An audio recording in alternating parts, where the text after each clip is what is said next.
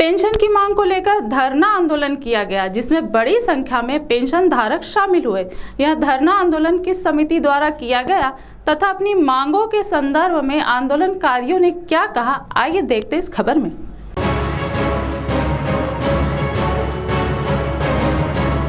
Pension की मांग को लेकर ईपीएस पंचायत में राष्ट्रीय संघर्ष समिति की ओर से शुक्रवार को चंद्रपुर शहर के महाप्रबंधक दूरसंचार कार्यालय के पास धरना आंदोलन किया गया, जिसमें बड़ी संख्या में पेंशन धारकों ने आंदोलन किया। तो आइए सुनते हैं इस मौके पर आंदोलनकारियों ने अपने मांगों के संदर्भ में क्या कहा। सो उन्हीं की जुबानी। जमदाडे, महाराष्ट्र प्रदेश उपाध्यक्ष ईपीएस 95 राष्ट्रीय संघर्ष समिती। मागील 6 वर्षापासून जे आहे अल्प पेन्शन धारकाचं वेगवेगळ्या प्रकारचे आंदोलनं चालू आहे।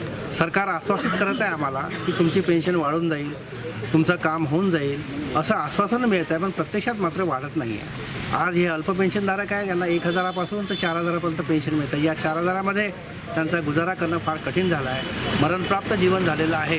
अशा परिस्थितीमध्ये पेन्शन वाढवणं ही आज काळाची गरज आहे। मग एवढं भरीव आश्वासन देऊन सुद्धा पेन्शन सरकार का वाढत नाही, का वाढवत नाही याचा विचार करणं सर्वांनी गरज आहे। आणि जर पेन्शन वाढली नाही तर मग याच्यावर आपण सर्वसामान्य जनता जे आज देशामध्ये जवळपास 70 लाख पेन्शनधारक आहे, या पेन्शनधारक हे सुद्धा देशाचे मतदाते सुद्धा आहे। मग कोणत्या याला निवडून द्यायचं, काय करायचं याच्याबद्दल सुद्धा त्यांनी वैयक्तिकरित्या जे आहे त्याचा विचार करणं फार गरजेचं आहे।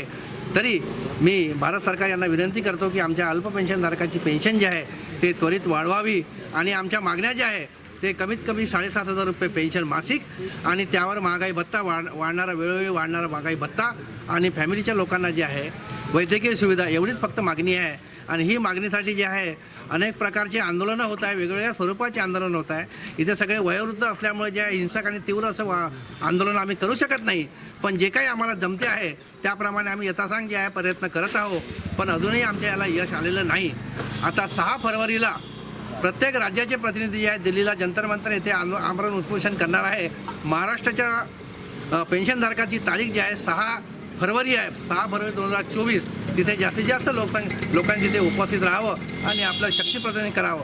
जोपर्यंत आपण शक्ती प्रदर्शन करणार नाही तोपर्यंत हे सरकार त्याच्या काही झुकणार नाही आणि आपली पेन्शन कुठल्याच प्रकारची वाढणार नाही। एवढं CTV के लिए वैभव गारकर की रिपोर्ट।